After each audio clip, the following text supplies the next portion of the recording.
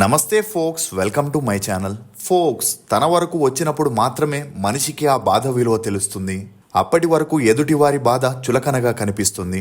అనుభవమే మనిషికి పెద్ద గుణపాఠం. అసలు నేను మాట చెప్పడానికి గల కారణం హీరో వెంకటేష్ విషయమే. సినీ పరిశ్రమలో వారసులకి కొరత లేదు. టాలీవుడ్ లోని సీనియర్ హీరోల వారసులందరూ ఇప్పటికే ఇండస్ట్రీలో కొనసాగుతున్నారు. కొందరు స్టార్ హీరోలుగా వెలుగుతుంటే మరికొందరు ఘన విజయం కోసం ఎదురు చూస్తున్నారు. అమృత ఆయుర్వేద సిద్ధ హాస్పిటల్లో సంతానం లేకపోవడం, ఫైబ్రాయిడ్స్, యోని ఇన్ఫెక్షన్లు లేదా బ్యాక్టీరియల్ ఇన్ఫెక్షన్ల వల్ల కలిగే దురద మరియు మహిళల్లో సాధారణంగా వచ్చే నెలసరి సమస్యలు, వైట్ డిశ్చార్జ్ వంటివి మరియు హార్మోన్ సమస్యలకు శరీరానికి హాని కలగకుండా నేచురల్ ట్రీట్మెంట్ ఇవ్వబడును.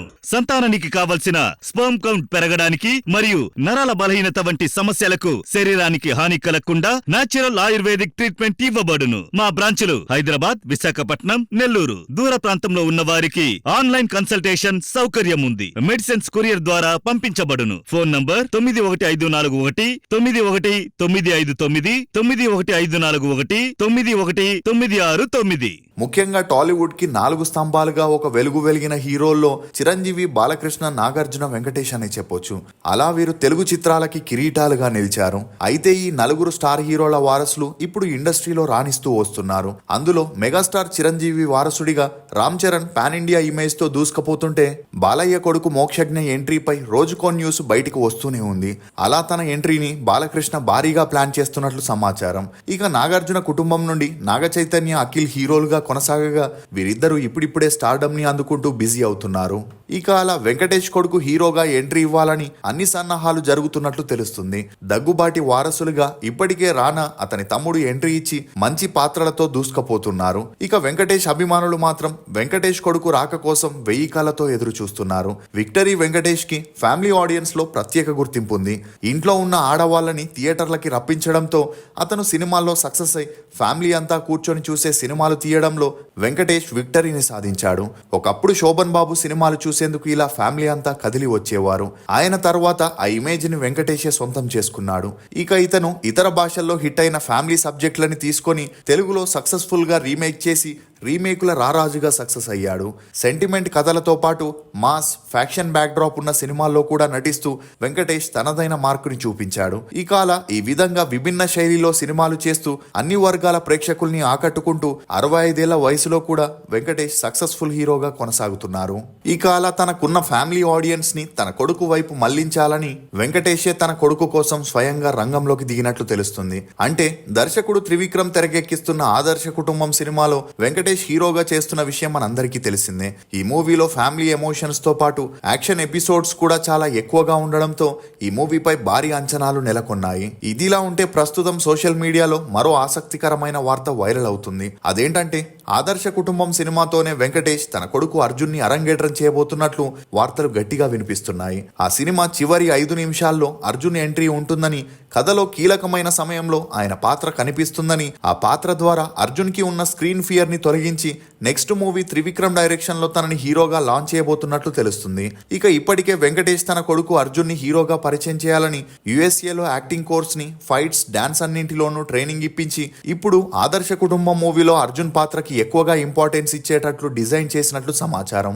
ఇక అలా అర్జున్ సినిమాల్లోకి ఎంట్రీ ఇస్తున్న విషయం తెలిసి వెంకటేష్ అభిమానులు చాలా హ్యాపీగా ఫీల్ అవుతూ తనని సిల్వర్ స్క్రీన్ పై చూడడానికి ఆతృతగా వెయిట్ చేస్తున్నారు. అసలు వెంకటేష్ ఇంటర్ క్యాస్ట్ మ్యారేజ్ చేసుకోవడానికి గల కారణాలేంటి, వెంకటేష్ భార్య ఎవరు, ఆమె బ్యాక్గ్రౌండ్ ఏంటి, వెంకటేష్ తన కూతుర్లని ఎందుకు సినిమా ఇండస్ట్రీలోకి తీసుకురాలేదు, నిజంగానే వెంకటేష్ ఎక్కువగా కట్నం తీసుకొని పెళ్లి చేసుకున్నాడా అని నమ్మలేని నిజాల్ని ఈ వీడియోలో చెప్పడానికి నేను ప్రయత్నిస్తాను. మీరు మాత్రం ఈ వీడియోని పూర్తిగా చూడండి. ఇక వివరాల్లోకి వెళితే కలియుగ పాండవులు సినిమాతో ఇండస్ట్రీలోకి ఎంట్రీ ఇచ్చిన వెంకటేష్ ఆ మూవీ హిట్ అవ్వడంతో వెంటనే బ్రహ్మరుద్రుడు అనే మూవీ చేయగా అది ఫ్లాప్ అవడంతో రామానాయుడు గారు తన కొడుకు కెరియర్ ని నిలబెట్టాలని అజేయుడు, భారతంలో అర్జునుడు అనే మూవీస్ ని చేయగా అన్ని movies back to back release అయి ఫ్లాప్ అవడంతో ఏం చేయాలో తెలియని పరిస్థితుల్లో పడ్డారు.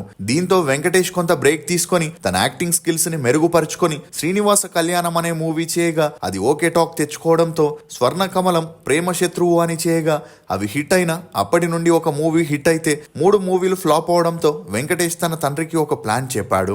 వేరే భాషల్లో హిట్ అయిన మూవీస్ ని తీసుకొని తెలుగులో చేద్దామని, దాని ద్వారా నాకు కాన్ఫిడెన్స్ కూడా వస్తుందని చెప్పగా తండ్రి కూడా ఒప్పుకొని ఇండియాలో ఏ భాషలోనైనా సూపర్ హిట్ అయిన మూవీస్ ఉంటే వాటి రైట్స్ ని తీసుకొని మూవీస్ చేయడం మొదలెట్టారు. అలా చంటి, సుందరకాండ, అబ్బాయి గారు, ధర్మచక్రం, సూర్యవంశం, రాజా అని బ్యాక్ టు బ్యాక్ మూవీస్ చేయగా వాటికి ఫ్యామిలీ ఆడియన్స్ కూడా కనెక్ట్ అయి వెంకటేష్ కి అమాంతంగా క్రేజ్ పెరిగింది.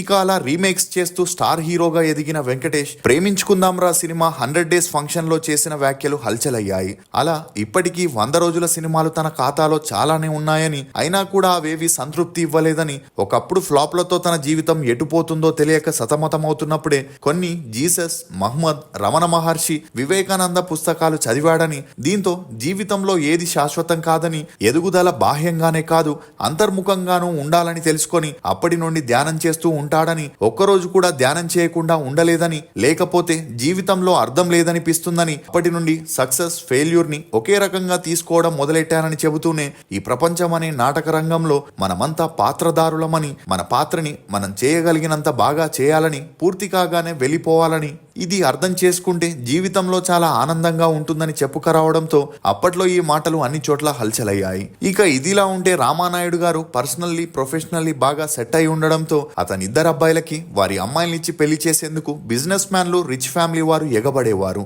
అలా ఎప్పుడైతే సురేష్ బాబుకి లక్ష్మి గారితో పెళ్ళయిందో వెంకటేష్ కి పెళ్లి చేయాలని రామానాయుడు గారు సంబంధాలను వెతికే పనిలో పడ్డారు. ఇక ఈ క్రమంలోనే ఒకసారి షూటింగ్ స్పాట్ లో రామానాయుడు గారు ఉండగా అక్కడికి విజయ్ ప్రొడక్షన్ అధినేత ప్రొడ్యూసర్ బి నాగిరెడ్డి గారు వచ్చి తనకి తెలిసిన ఒక రిచ్ ఫ్యామిలీ సంబంధం ఉందని, కానీ వారు మన కులం కాదని చెప్పగా అందుకు రామానాయుడు గారు తనకి కులం గురించి పట్టింపులు లేవని, అమ్మాయి అందంగా ఉండి ఆమె ఫ్యామిలీ బ్యాక్గ్రౌండ్ బాగుంటే చాలని వెంటనే వారి వివరాల్ని చెప్పమనగా అందుకు నాగిరెడ్డి గారు చిత్తూరు జిల్లా మదనపల్లికి చెందిన గంగవరపు సుబ్బారెడ్డి ఉషారాణి గారి కూతురు నీరజరెడ్డి ఉందని, ఆమె చదువుల్లో చురుగ్గా ఉండి అమెరికాలో MBA పూర్తి చేసి అక్కడే జాబ్ చేసేందుకు వెళ్లేందుకు ట్రై చేస్తుందని, కానీ ఆమె తండ్రికి మాత్రం కూతురికి త్వరగా మంచి సంబంధం చూసి పెళ్లి చేయాలని చూస్తున్నాడని చెప్పగా 2 రోజుల్లోనే రామానాయుడు గారు వెంకటేష్ ని తీసుకొని ఆ అమ్మాయిని చూసేందుకు వెళ్ళగా నీరజ గారి సింప్లిసిటీ, స్వతంత్ర భావం, ఉన్నతమైన ఆశయాలు కలిగి ఉండడంతో వెంకటేష్ ఆమెను చూసి ఇంప్రెస్ అయి పెళ్లికి గ్రీన్ సిగ్నల్ ఇచ్చాడు. దీంతో నీరజ గారి తండ్రి అతిపెద్ద భూస్వామి, ధనవంతుడు కావడంతో అప్పట్లో ఎక్కువగా కట్నం తీసుకొని నీరజ గారిని వెంకటేష్ 1985లో పెళ్లి చేసుకున్నాడనే వార్తలు మీడియాలో హల్చలయ్యాయి. ఇక అలా పెళ్ళయ్యాక నీరజ గారు ఇంటికే పరిమితమై బయట కూడా ఎక్కువగా కనిపించకపోవడం గమనార్హం.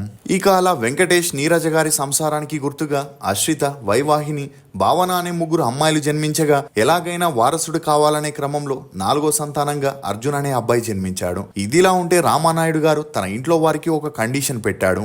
అదేంటంటే సినిమా అనేది అమ్మాయిలకి సేఫ్ ప్లేస్ కాదని, హీరోయిన్లని కోడలిగా తీసుకురాకూడదని, ఇంట్లో అమ్మాయిల్ని సినిమాల్లోకి పంపించకూడదనే కండిషన్ పెట్టడంతో వెంకటేష్ గారి పెద్దమ్మాయికి సినిమాల్లో యాక్ట్ చేయాలని ఉన్న ఇంట్లో పెట్టిన కండిషన్స్ కారణంగా ఆమె తన కళని చంపుకోవాల్సి వచ్చింది.